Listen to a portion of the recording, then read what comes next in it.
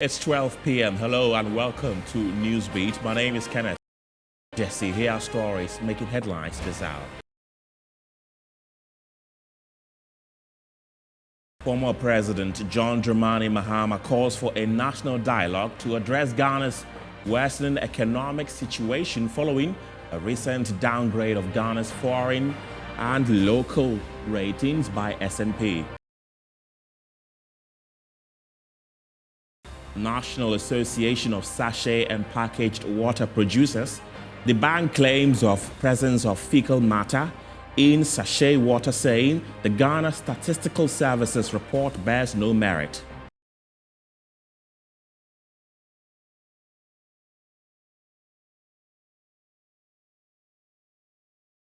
And later on in the program, we'll take you to East Africa, where voting is underway in Kenya's presidential elections as 4 candidates are running to replace President Uhuru Kenyatta.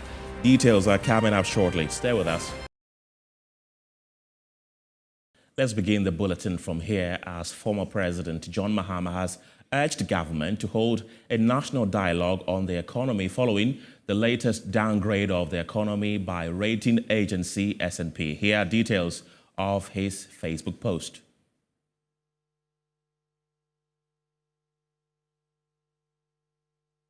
Says there appears to be no end to the problems with the Ghanaian economy, with a recent downgrade to CCC+/C junk status. The steep depreciation of the Ghana cedi in recent days clearly shows that the media review of the 2022 budget failed to win back the confidence of the investor community and the Ghanaian public. Unfortunately, no credible remedial plans have been put forward by the government to salvage the economy. A national dialogue on the economy, bringing some of our best brains together, will serve us well, even as we prepare for debt restructuring and negotiation of an IMF program.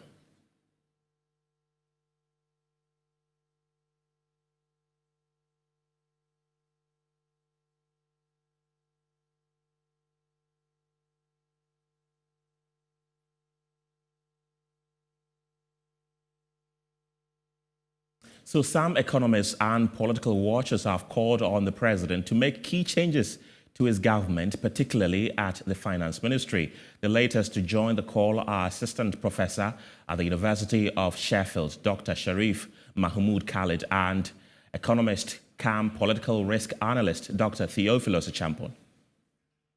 S&P has downgraded Ghana's local and foreign currency credit ratings to CCC+. This, according to experts, could further derail investor confidence in the already ailing economy.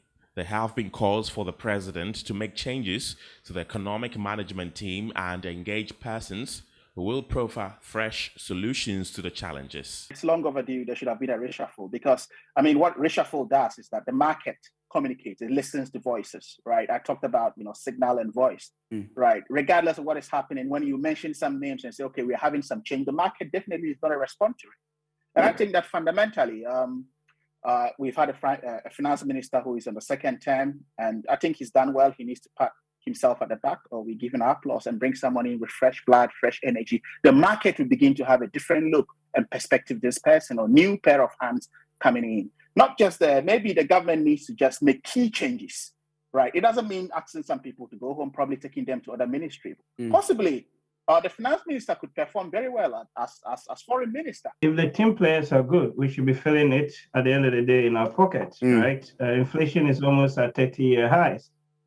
Food prices, fuel prices are going up. So that tells me that the outcomes are not being delivered. And in that sense, I strongly support the call for a reshuffle. And I think, the finance minister has done his bit, and probably we need new faces around the table.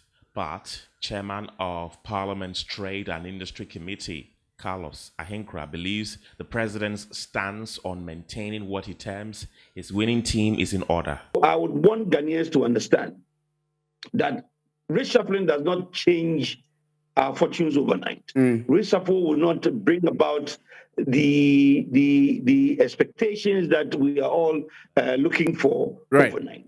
But the president might have seen something going forward, which he thinks that if he even goes ahead to reshuffle now, it would affect him in the long run. Let us give him the chance. We voted for him because we trusted him. We voted for him because we knew that he had something to deliver as far as development in. Now, on the vexed issue of ministerial reshuffling and the recent downgrade by S&P and its implication on investor confidence, I've been joined on phone by a professor of finance at the University of Ghana Business School, Professor Godfret Popkin. Thank you very much for joining me this afternoon, Prof. First of all, what signal does this rating by S&P send to the market? All right, thank you very much, and good afternoon to your cherished listeners and viewers. Well, already, in terms of the international capital market, Ghana has been priced out. We've been locked out of the market. So what impact would this have? Really, it only makes it worse. But in any case, we are already out of that international market. The issue now is how do we repackage ourselves, probably at the back of an IMF program, gain some credibility, improved on our economic fundamentals, and re-enter the markets, okay? Because right now, Ghana's Eurobond is trading close to 2,000 basis points above U.S. Treasury yields, right? Probably the third highest on the continent, maybe after Zambia or so, right? So already the confidence is not there. Right. The media review did not generate the much needed confidence that one would have expected. Of course, we do recognize that government appreciates the difficulties to some extent. They've announced some measures, even the 2022 budget, the enhanced measures, and then the media review predicated more along revenue enhancement. But the point is that the market wants more from the government, and that is not forthcoming. And the more that we want is not so much from revenue measures, but we want more action from expenditure side, cutting the size of government, demonstrating that in crisis moment, a lean management is an immediate and most predictable response to an economic crisis. You don't confront an economic crisis with such a huge government size with cost implications, largely inefficient. So once the government fails to do that, then it's very difficult to get the market to go along with you, regardless of your good intentions. These are the issues. Right. Now, the Finance Ministry, in response to the downgrade, indicated that the delay in the passage of, for instance, the e-levy had severe impact on revenue-generating measures. Would anything have changed if the e-levy was passed in earnest? I will not accept that statement. You know why? Granted, the e-levy was supposed to kick in from February, and eventually it started in May. We've only lost February, March, April, 3 months. The projections in the 2022 budget from e-levy alone was over 6 billion cedis. 3 months delay couldn't have been the game changer. Part of why the markets discredit the ministry and the media review and the 2022 budget is that government is overly optimistic, okay? And such projections do not reflect reality. So when you see, for instance, I'll give you an example. What was the ministry looking at when they were hoping to end 2022 with inflation of 8% with a symmetrical rate of 2%? Okay, 4 months down the line, inflation is in the double digits. Right now, inflation probably 30% or a little more than that, right?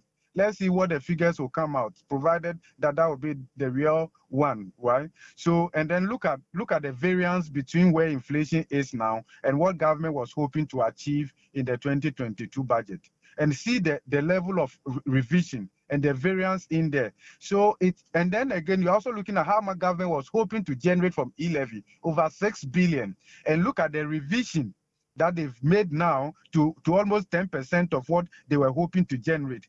The 80% variance, 90% variance could not solely have been as a result of the delay in the passage of the e-levy. In the first place, we said, and we have maintained, that e-levy was poorly conceived, it was wrong by conceptualization, and is going to be problematic by way of implementation. It's not the way to go. All that government needed to do was to have listened and withdraw the e-levy, because you need to grow the digital economy, because that is where the potential is. Look, the most effective way to manage your debt is to grow your economy, because your debt repayment capacity is a function of your GDP growth, growing your economy, export earnings, and then revenue generation. Right. Prof, finally, do you support calls for the finance minister to be changed? I think it's long overdue. If they fail to see that, let's live with it. Okay.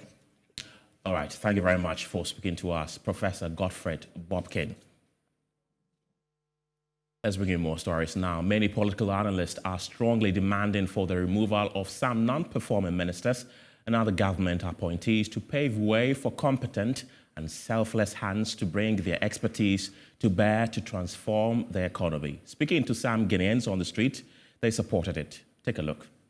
To my experience, the Minister of Finance, it didn't help our economy, because how we see the dollar as fleeting and how the dollar is raised, and they look at our system, the inflation in the town.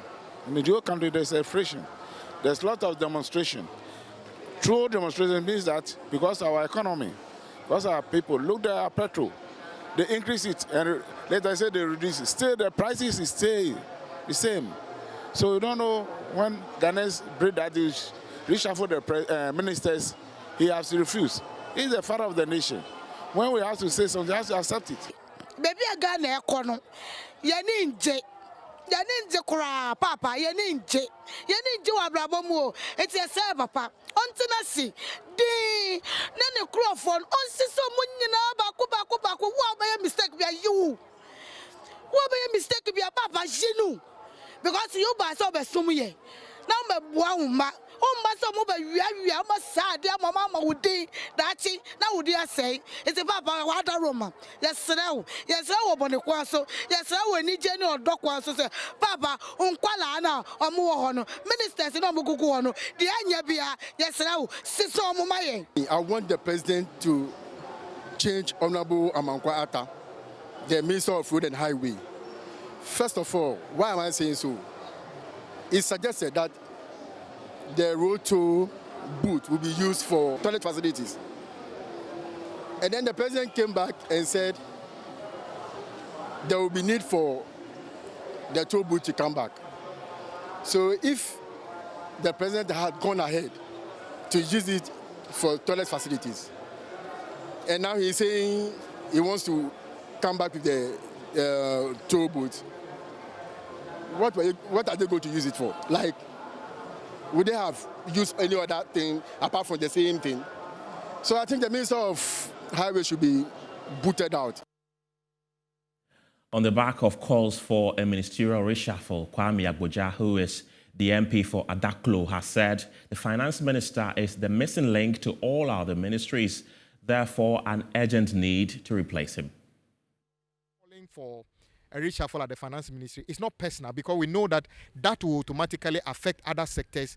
So for me, whether fisheries minister, whether road minister, whether the transport minister, for me that is not the point. The point is that the finance ministry wields so much control over what government does, and he's unable to do that.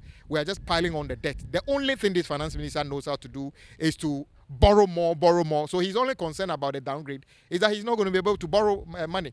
But managing a country's economy cannot be only about borrowing. So we are focusing on him, not because it's personal, but because when that is addressed, or maybe it will address other issues as well. And the MP for Adaklo, Kwame Abujah, has also called on ECG to restore light to the Kubo community. Also, MP for Botiano, English Yamanfro, Sylvester Tete, says ECG should locate specific households owing the company and retrieve their funds accordingly. We've seen few people in the news who were not doing the right thing with the way they get power from the national grid and have been punished by, some fines and other things. I think that is good, but I just encourage our citizens as well to do the right thing. I'm saying that if it was a decision taken to take out the power and ignore the consequences on the people entirely, I think that is a very poor decision and has to be reviewed. I also encourage the stakeholders to go back and address this issue so that they can restore power to the community. I don't have too much fact to be able to make a conclusive decision as to debate. All I can say is that taking power out of the community completely is just too drastic, and I don't feel it's a solution. If you find, I always use this example, if you find a recalcitrant student in a school, you don't close down the school. Neither, even if the headmaster of the school is bad, you don't close down the school. You go and deal with that particular thing. So I think this issue is been lingering too long. You go into these 1,000 anomalies that have been identified, you will be shocked that the biggest culprit will be institutions that use biggest volume. Aside government institutions that can be accounted for. But those that cannot be accounted for, companies, industries that do underhand dealings, and some ECG officials even connive with these companies to do underhand dealings, and that's where they make their money. And they know. The ECG officials, they know. And this is not NPP or NDC matter. It really affected successive government and the revenue generation of ECG. And every 4 years, they go to PURC, make a good claim, and then they justify why they should be able to. But I have always questioned that if you haven't been able to reduce the losses, that is why the new managing director, I'm happy what he's doing, he should be able to sustain it. Because if you are not able to reduce the losses and you want to pass on to consumers, some of us will advocate for the consumers.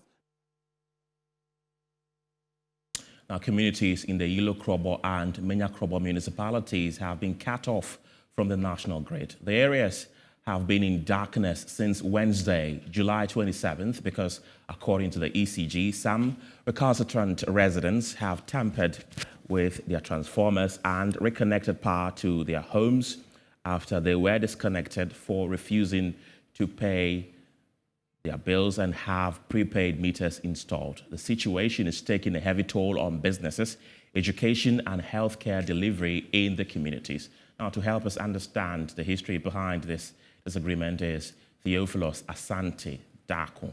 He's a former director of energy, consulting, and telco business at the Electricity Company of Ghana. Thank you very much for joining me this afternoon, too.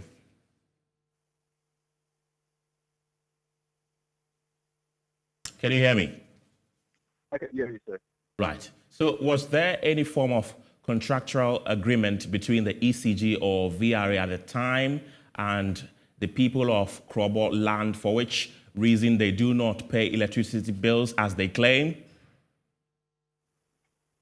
Well, that is what some people claimed long ago, around 2017. There has been a series of meetings, and the rumor, let me put it that way, in town was that there was an alleged MOU between Kwame Nkrumah and Kubo elders. Up until today, nobody, and I underline it, nobody has ever produced any such document.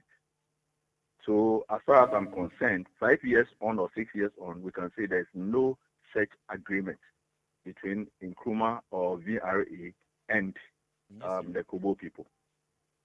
I am now 60. I haven't seen a thing like that before. Okay. I can say that there's been top-level Kubo people who work in the energy sector. As you are aware, Mr. Engineer Kofi was CEO of VRA for close to 3-4 years. He's denied that there's such a document. Honorable Bwatia Jako was Minister of Energy. He hasn't seen such a document. At least he hasn't said anything like that. Honorable Sepepe acted, at a point for a year. They are all prominent Kubo. So please, there's no such document. Right. So explain the installation of prepaid meters as opposed to the current situation. Why are people resisting the prepaid meters? Good. So let me tell you, people are resisting the prepaid meters because they don't want to pay electricity bill because of that alleged document. That is the bottom line. They will tell you that Kobos have not said they won't pay electricity bill. I'm a Kobo, we pay electricity bill all the time, but because that issue came up, people think there might be some truth in it. In future, that document may surface. They don't want to pay electricity bill. So that is the bottom line. But if I want to take you through the history, if you have time, maybe some 2-3 minutes. At a point in time, there was an issue of SHEP meters. That was 2013 and 2012, 2013. Now, when the SHEP meters are released to the contractor and doesn't pass through ECG, they will be installed, and then ECG will later have to do mapping and then, capturing the customers before they bill. It takes time. So those meters that were installed around that time were captured around 2014. Meanwhile, when the meters were installed, people were consuming electricity. So naturally, when the maiden bills came, those were the first bills, they were accumulated. Right. So then around 2015, the ECG changed its billing software from then what we call the Customer Billing Information System, CBIS, to a World Bank-sponsored, internationally acclaimed billing software, which is used by Kenya, KPLC, Uruguay, and other countries. It's a Spanish-developed software. So that is the CMS, Customer Management System. Unfortunately, teething problems, the initial installation of the software led to huge overbillings across ECG's operational area, including the Kubo area. Okay. That problem came to the attention of PURC. PURC instructed ECG to stop it. The document is on PURC website now. The letter they wrote to ECG, signed by then Nana Addo. ECG stopped it and took steps to correct that software, which is now being used about 6-7 years later.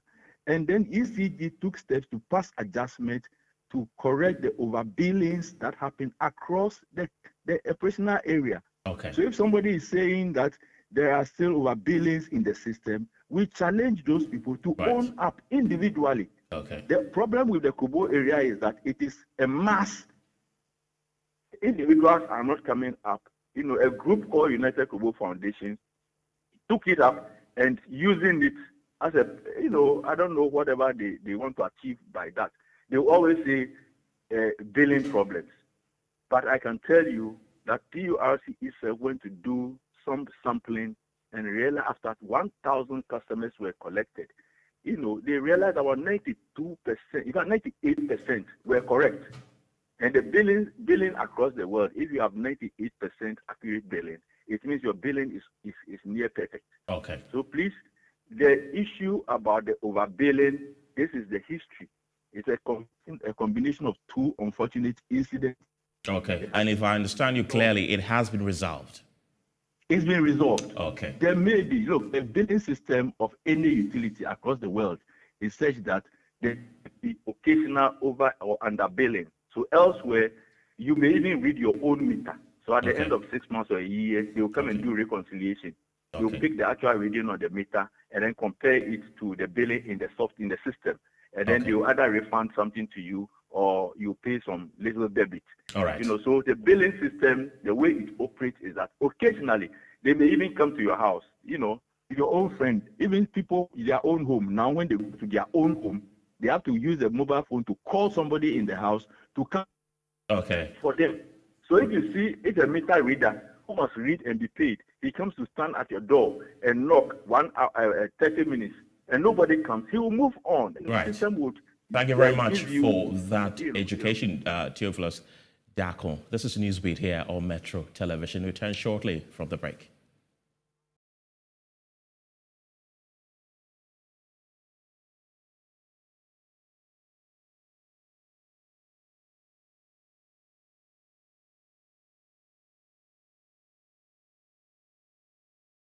You're welcome back to Newsbeat. Now, the National Association of Sachet and Packaged Water Producers has admitted that the Food and Drugs Authority visits the outfits of water producers at least twice a year unannounced. According to the national president of the association, Magnus Nunu, the Ghana Statistical Services report bears no merit and therefore should be disregarded. The 2021 population and housing census figures revealed by the Ghana Statistical Service, sachet water is the main source of drinking water in the country, overtaking pipe-borne water. A further study by the GSS revealed that most sachet water on the market were contaminated by fecal matter. The multiple indicator cluster survey conducted in 2017 revealed 34.1% of households in Ghana, which relied on sachet water as drinking water source, had an appreciable amount of E. coli, a contamination indicator. In view of this, the Ghana Food and Drugs Authority has debunked claims that sachet water on the market is contaminated with fecal matter. The authority said the outcome of the Ghana Statistical Service observations are not in conformity with the regular surveillance of sachet water producers. In an interview with the president of the National Association of Sachet and Packaged Water Producers, Magnus Nunu, said the report is damaging and could have been presented in a better way. It sounded one-sided in the sense that they are interlinked. If 72% of the urban population depend on sachet water, as per this, the same research. And then you should expect that if it is that bad, you should expect an equal epidemic outbreak within the same period. I mean, the whole thing sounded and seemed like, if you are not really read into the report, it sounded, well, it kept changing the subject. Like the fecal matter he was talking about was in a final product, but no, he actually challenged the source that we use in producing, which could be boreholes, it could be Ghana water, it could be spring, natural spring, it could even be the sea, because lately Ghana water actually sources water from the sea. He further called on producers to adapt the use of quality packaging rubbers to avoid contamination on the side of the final consumer.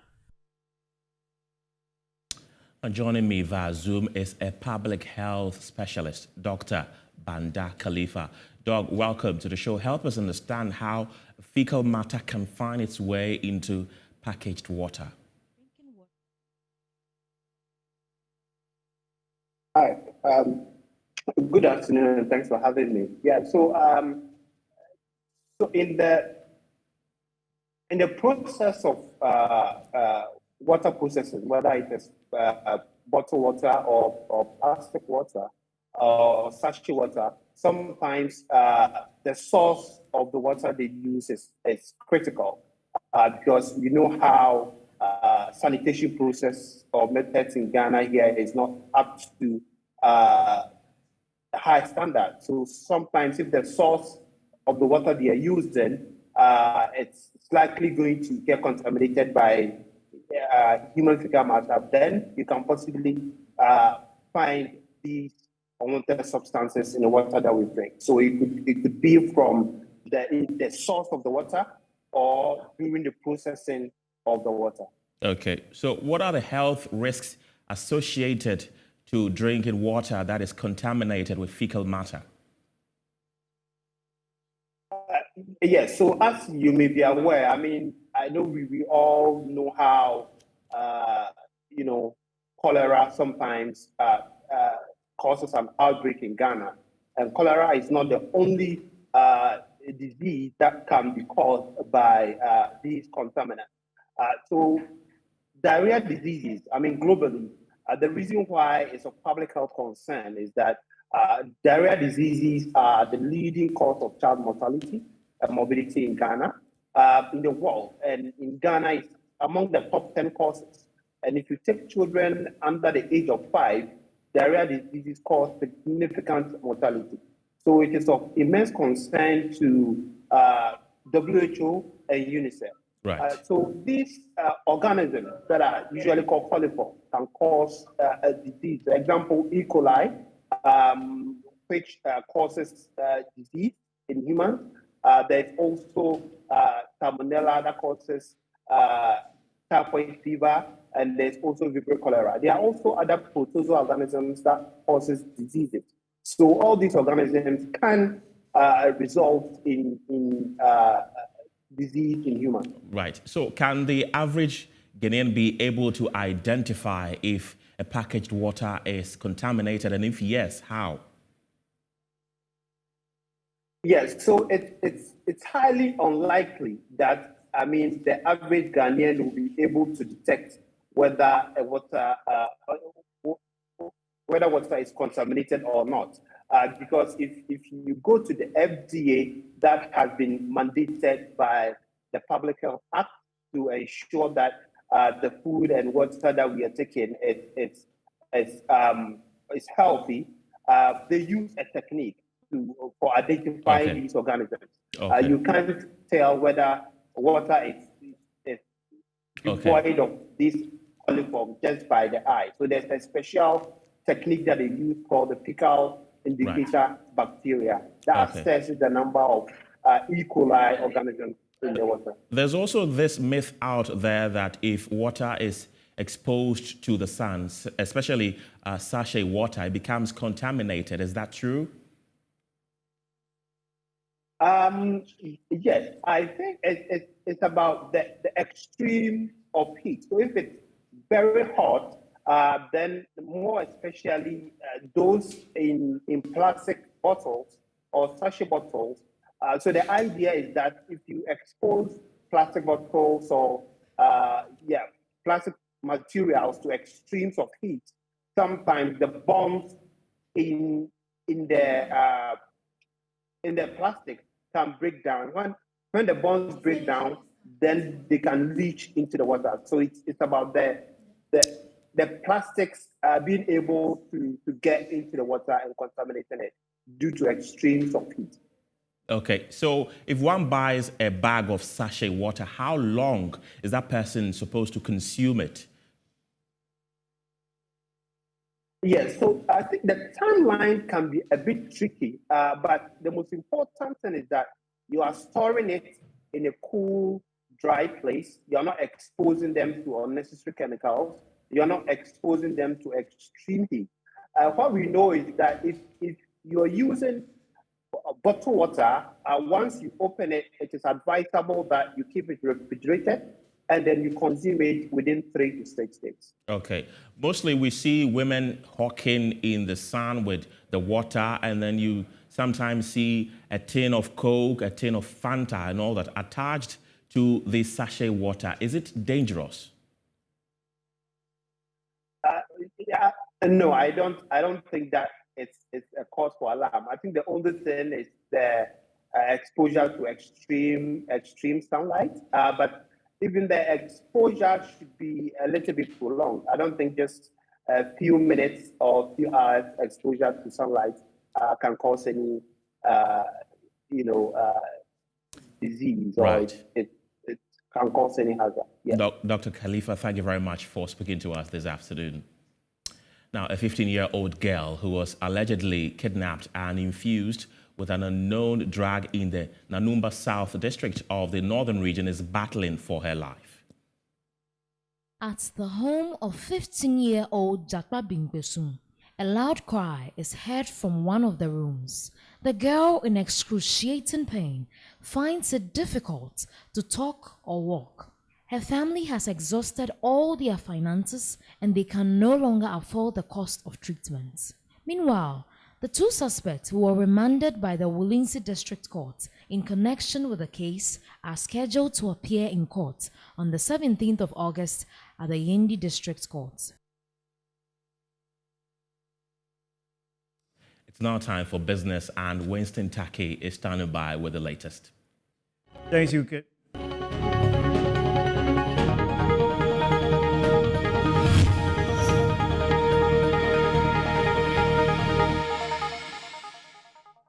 And now to our first business story.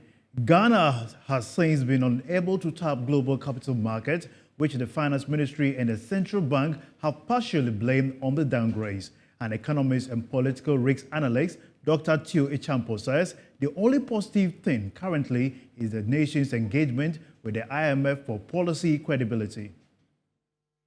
On Friday lowered Ghana's local and foreign currency credit ratings to CCC+/C from B-/B, pointing to the government's limited commercial financing options and constrained external and fiscal buffers. Speaking on the Bottom Line show, an economist and political risk analyst, Dr. Teo Echampon, said the ratings speak to the true facts on the ground. Remember, nobody forced us in the first place to make some hugely or wildly optimistic numbers in terms of what we can collect, for example, from the e-levy. These ratings agencies deal with facts, and the facts as they are on the ground. So if you delayed in passing it by 5 months, and other revenue issues didn't, crop up, but at the same time, on the expenditure side of the equation, you're still spending, and even in the media budget that was read by the finance minister recently, they're anticipating a deficit at the end of the year of 6.6% of GDP. But as we speak, by mid-year, we had already done 5.6, which then means for the rest of this year, you can only have a room of about, 1 point something percent. Basically, the numbers don't add up. Signing on to the IMF program to an extent to bring in some of the so-called policy credibility. Assistant Professor Dr. Sharif Mahmood Khalid added that Ghanaians don't need the S&P to ascertain the difficulties in the economy. We all know where we are. We feel in the pinch of it because we're in a state or in an economy where the central bank, in economic terms, if you put in hard economic terms, are rationing forex, foreign currency. We're talking about the period 2000, probably end of 2001 till now. Foreign reserves in the central bank has probably moved about $9.7 billion to about $7.7 billion. This is about $1.1 billion fall per quarterly basis, which is very significant. And if all of these factors are going to be brought to the fore and factored into a portfolio of analysis or methodology, you would see that we don't need the S&P to tell us where we are. Chairman of the Trade, Industry and Tourism Committee of Parliament, Carlos Ahinkra, believes the global shocks affected the nation heavily. 2019, same time, these same credit agencies gave us Bs.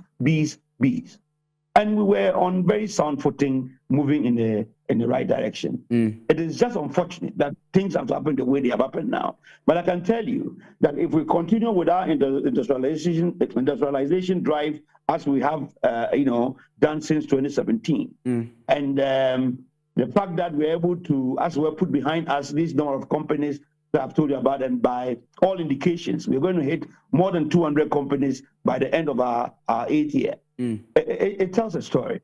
Everything is working against us as an economy right now as we speak.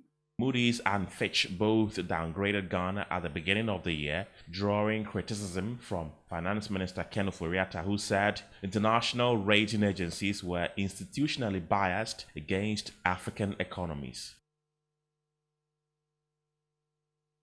Now, the depreciation of the cedi affects commerce and industry while stifling growth. According to a chartered financial economist and lecturer at the University of Education, Winneba, Ban Ayekusi, there is a need for a total overhaul of the structure of Ghana's economy.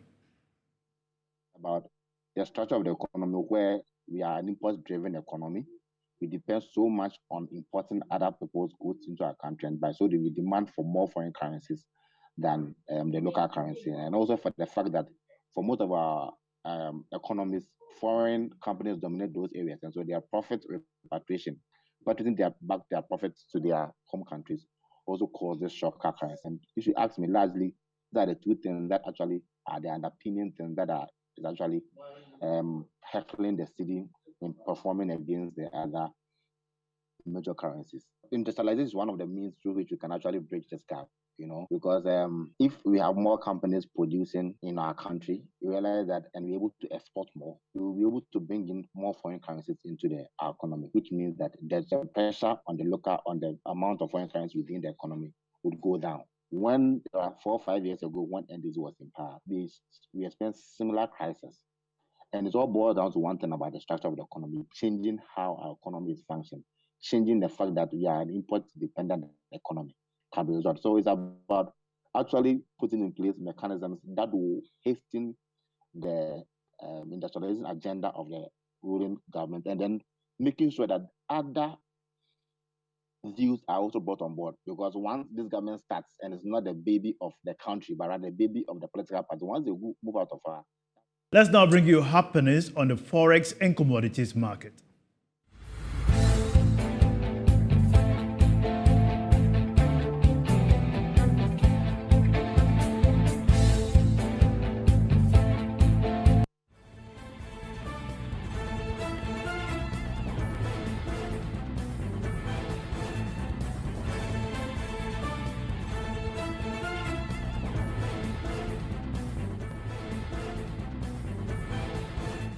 That'll be all for business here on Newsbeat. My name is Winston Taki.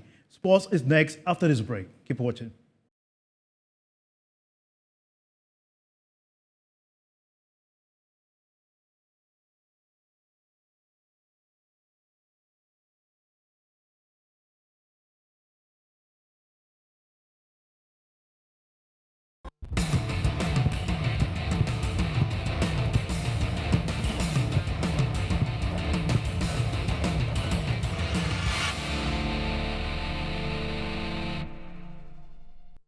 It's a 45 past midday in the Ghanaian capital of Accra. My name is Phil John Quarty, and it's time for sports.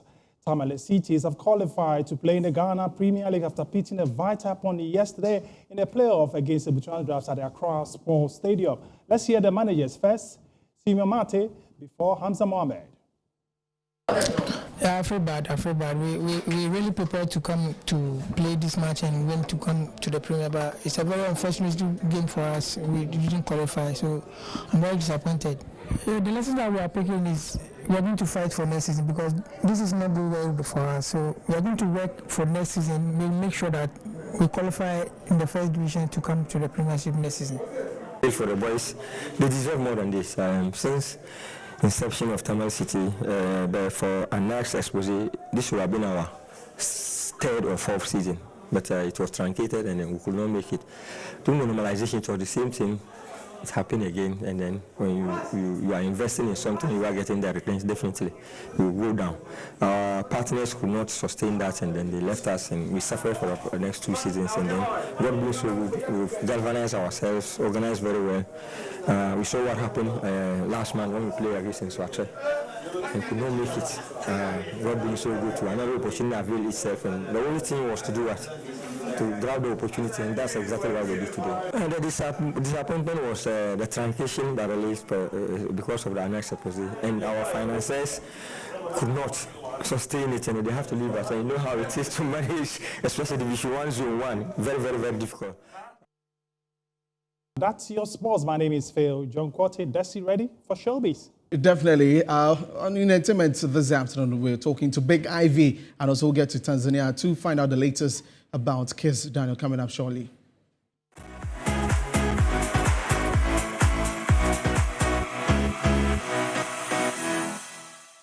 My name is Desimondo Krekudanzo. So she is back with a bang titled Poison Ivy, and she was born Ivy at Gmail, but she goes by the name Big Ivy in Showbiz. And we have her on the line as she has caught the eye of a lot of Ghanaians and even beyond the country with her rap prowess, as we speak to her about how she got involved in this. Good afternoon, Big Ivy. Thank you for joining us. Yeah, good afternoon. I'm privileged to be with you. Great to have you. Now, I know that you've been involved in the creative arts industry for a very long time, but how did CJ convince you to do this? Oh, I was trying to convince CJ to stop rapping and go back to school to do his master's. So he was like, you, mommy, you like your book long thing. You don't know what rap is about. It's my passion and what. And I'm like, hey, who told you I cannot rap? I can rap. Oh. When I was a young girl, when I was in the uni, I used to rap. I used to rap to myself. I was so much into a rapper in our time called Maccabee. So I used to rap. I used to rap his songs. And then there was one particular one called Conscious. So I did it. I rapped I just started rapping. I was like, conscious, come everybody get conscious, come everybody conscious time, me get conscious time. Well, I'm Maccabee, anonymity. I thought the truth and not tell reality. Consciously is my speciality, and I do it to the best of my ability. Okay. So when I started, CJ was like, wow, man can rap.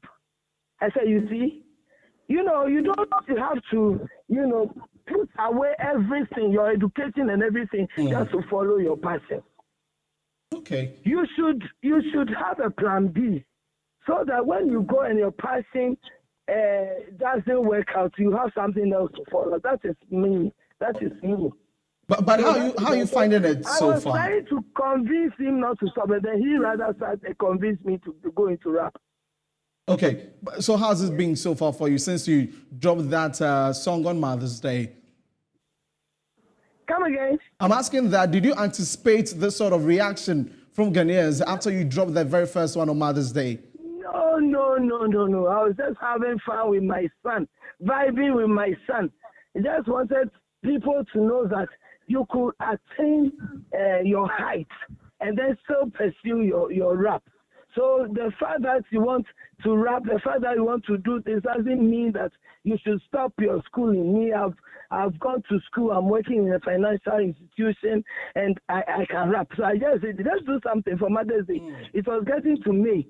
So we did it. I wasn't expecting this at all. I just had, look, we did it. I didn't even pursue it. Okay. He uploaded it on his Instagram and then the thing just went viral. I kept getting calls, and I'm like, oh, Agrokaka Medina, Eddie Asamibi. So that's how I wasn't expecting it at all. And then when the Nigerian came in, I was shocked. I was shocked. Yes. And all of that. Yeah. But then, I realized that no, this thing, I have to stay in and then fight for Ghana. I'm a patriotic citizen. Okay. I knew I could tackle Mama Dollar. So I could have just decided not to respond. But for the sake of Ghana, and I know that whatever is happening will go down history forever. So if I don't respond, the Nigerians will say that, oh, we won. And it will be so painful that something that I can do, I did not do for Ghana. That is why I stayed on to prove a point. Okay. To the Nigerian woman. Okay. Thank you very much. Now I'm satisfied. I'm satisfied. Definitely, with the hype around it, definitely you should be satisfied. Thank you so much for speaking to us here on Newsbeat. Definitely we'll keep tabs on what you were doing and bring our viewers up to speed with that. So that was Ivy Ajima, also known as Big Ivy. Yesterday, she released a Poison Ivy. That is a reply to Mama Dollars from Nigeria. This has gone social media, in a frenzy, and we'll keep close on that. So that's it for entertainment. And Kenneth Jesse stand up. I don't know if Ken can rap, but I can rap. I can indeed rap. Thank you very much, Desmond, for bringing us entertainment. International news is next.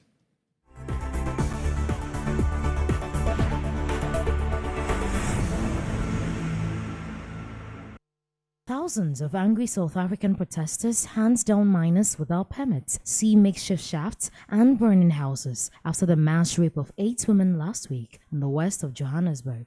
Armed with machetes, golf clubs, and hammers, mobs of residents on Thursday moved from one area to another on the fringes of the town on Kakizo, trying to smoke out miners operating illegally in informal shafts.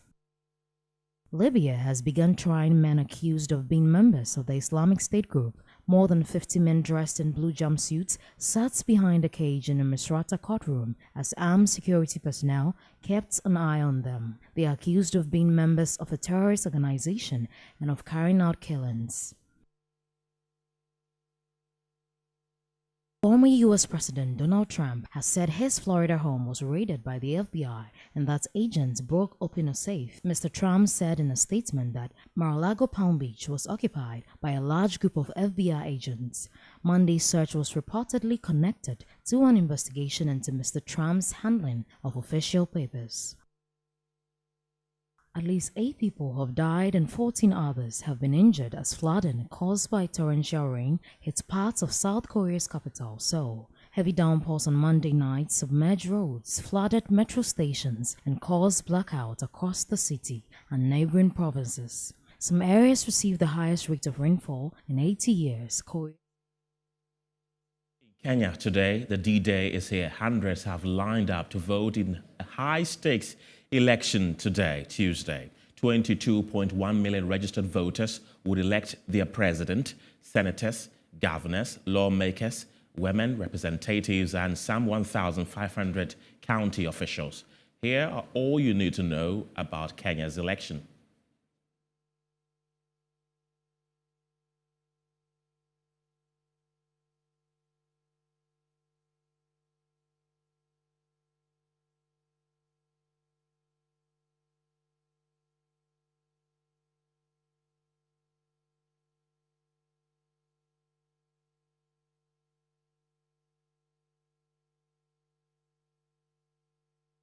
We surely bring you coverage of the Kenyan elections in our subsequent bulletins. That's it for now. My name is Kenneth.